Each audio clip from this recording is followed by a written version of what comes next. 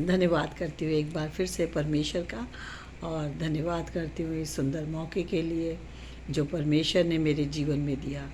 आइए एक बार फिर हम परमेश्वर के वचन से सीखेंगे कि परमेश्वर का वचन हमें किस तरह से सिखाता है।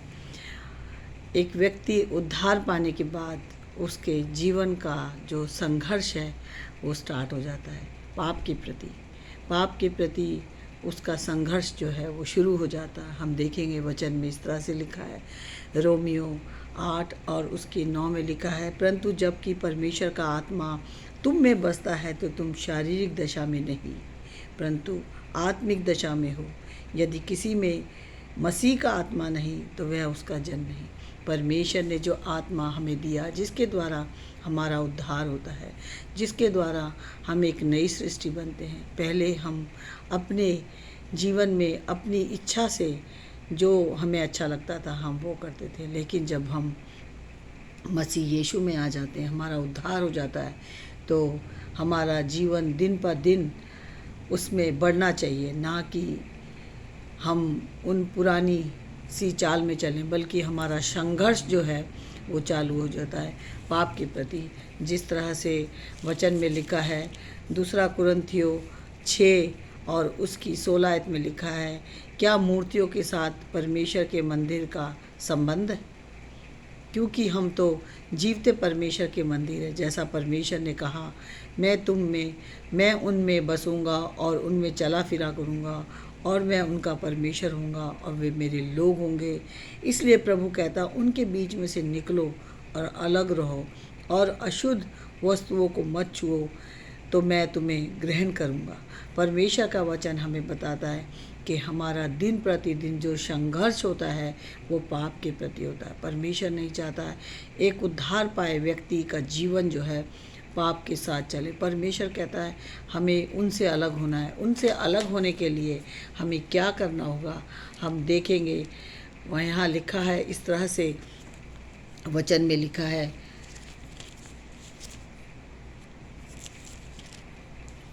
पहला पतरस और 2 और उसकी दूसरी आयत में लिखा है, नए जन्मे हुए बच्चों के समान निर्मल आत्मिक दूध की लालसा करो ताकि उसके द्वारा उद्धार पाने के लिए बढ़ते जाओ।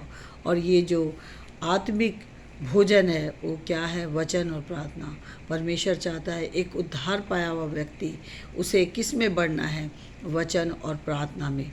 परमेश्वर चाहता है कि मनुष्य जिसने उद्धार पा लिया, जिसका जीवन जो कि पहले एक परमेश्वर के विरुद्ध था, लेकिन अब क्या है, उसमें परमेश्वर का आत्मा आ गया। जब परमेश्वर का आत्मा हम में बसता है, हम उद्धार पाए हुए व्यक्ति में बसता है, तो वो हमें खबरदार करना चाहता है कि हमें इस जो शारीरिक इच्छाएं हैं उनसे हमें अलग होना है, बल्कि परमेश्वर की उस आज्ञा का पालन करना है जो उसने हमें अपने वचन के अनुसार दिया है।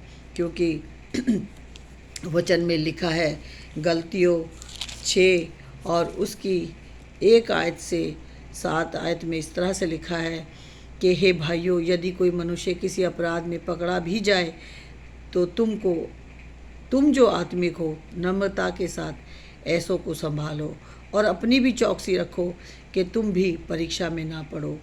तुम एक दूसरे का भार उठाओ और इस प्रकार मसीह की व्यवस्था को पूरी करो। क्योंकि यदि कोई कुछ ना होने पर भी अपने आप को कुछ समझता है तो अपने आप को धोखा देता है।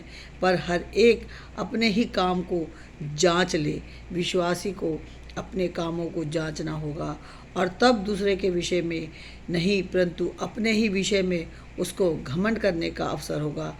क्योंकि हर एक व्यक्ति अपना ही बोझ उठाएगा।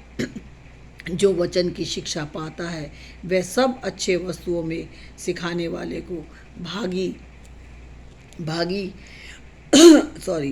करे। परमेश्वर चाहता है कि हम एक दूसरे को उत्साहित करें, क्योंकि परमेश्वर का वचन हमें इसलिए दिया गया ताकि हम एक दूसरे को उत्साहित करें। क्योंकि मसीह यीशु में जब विश्वास कर लेता है, जब वो उद्धार पा लेता है, तो वो एक नई सृष्टि बन जाता है, जिसके लिए लिखा है दूसरा कुरिन्थियों 5:17 में, जो मसीह यीशु में है वो एक नई सृष्टि है। हम देखते हैं यीशु मसीह ने भी जब इस पृथ्वी पर थे तो एक स्त्री को जो कि पाप में पकड़ी गई थी उसे क्या कहा। यीशु मसीह ने यूहन्ना 8 और उसकी 11 आयत में लिखा है, उसने कहा, हे प्रभु, किसी ने नहीं। यीशु मसीह ने कहा, वो लोग कहाँ गए जो जो जो तेरे पर पत्थर मारने के लिए आए थे मेरे पास लेकर। तो उसने कहा, हे प्रभु, किसी ने नहीं। यीशु ने कहा, मैं भी तुझ पर दंड की आज्ञा नहीं देता, जा और फिर पाप ना करना। यीशु मसीह ने भी उस स्त्री को कहा कि देख, अब पाप ना करना, क्योंकि यीशु मसीह ने आगे भी उस औरत को किस तरीके से समझाया।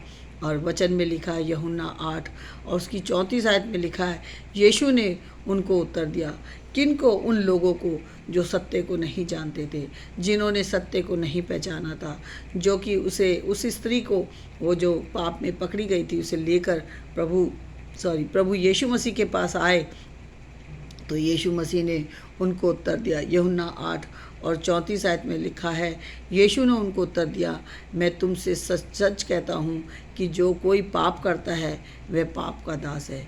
एक उद्धार पाए व्यक्ति का पाप के प्रति क्या होता है? संघर्ष शुरू हो जाता है।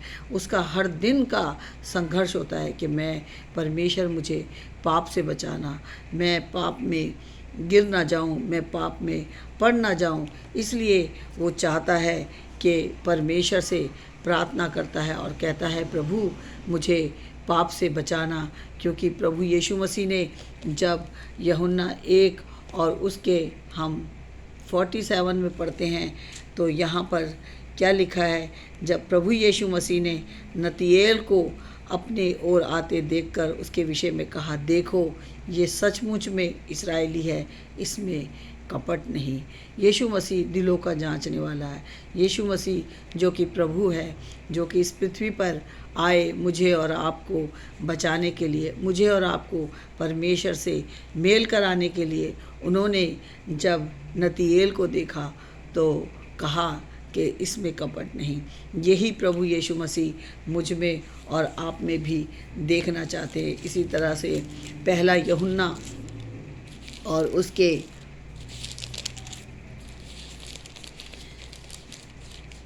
2 और 13 में इस तरह से लिखा है, हे पितरों, पहला यूहन्ना 2 और उसके 13 में लिखा है, हे पितरों, मैं तुम्हें इसलिए लिखता हूँ कि जो आदि से है तुम उसे जानते हो। हे जवानों, मैं तुम्हें इसलिए लिखता हूँ कि तुमने उस दुष्ट पर जय पाई है। हे लड़कों, मैंने तुम्हें इसलिए लिखा है कि तुम पिता को जान गए हो। जिन्होंने उद्धार पा लिया है उन्होंने पिता को जान लिया है कि परमेश्वर ने हमें चुना है, हमें परमेश्वर ने चुना है। तो हमें क्या करना है कि हमने दुष्ट पर जय पा ली है, जिसको प्रभु यीशु मसीह ने हरा दिया। और क्रूस पर, यहाँ तक कि फिलिपियों 2 और उसके 17 में इस तरह से लिखा है, यदि मुझे तुम्हारे विश्वास रूपी बलिदान और सेवा के साथ अपना लहू भी बहाना पड़े तो भी मैं आनंदित हूँ और तुम सब के साथ आनंद करता हूँ। यहाँ पर पौलुस जो अपनी कलीसिया को बता रहा है कि मैं जो तुम्हारे लिए मैं सेवा का काम कर रहा हूँ। एक विश्वासी की सेवा का काम है कि उसे अपनी आखिरी सांसों तक पाप पर विजय पाना है और उसका संघर्ष जो है इस पृथ्वी पर रहता है। इसलिए प्रभु चाहता है कि हम, जिस तरह से पौलुस अपनी कलीसिया को पाप के बारे में बताता था, जिस तरह से यूहन्ना अपने लोगों को पाप के बारे में बताता था कि जो पाप करता है वो पाप के दास हो जाता है, और जिस तरह से यीशु मसीह ने भी पृथ्वी पर रहते हुए जिन लोगों के साथ वो मिलते थे, वो उन्हें पाप के बारे में अज्ञात कराते थे, उनको ज्ञात कराते थे कि देखो कहीं तुम गिर ना जाना, फिर से पाप ना करना। इसी तरह मुझे और आपको भी परमेश्वर का वचन सिखाता है कि हम अपने उन भाई बहनों को जो कि उद्धार पाए हुए हैं उन्हें परमेश्वर के बारे में बताएं, और जिन्होंने उद्धार पा लिया है उन्हें पाप से कैसे बचना है। उनका संघर्ष जो है वो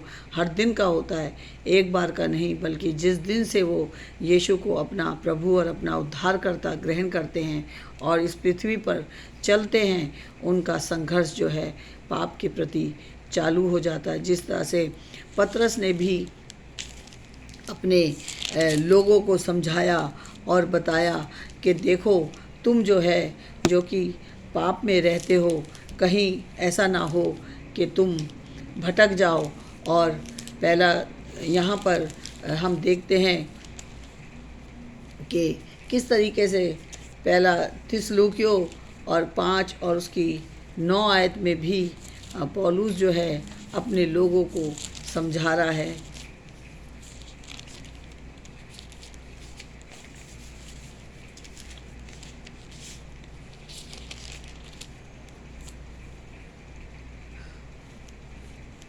वो बताता है कि हमें जो है हर दिन तैयार रहना है।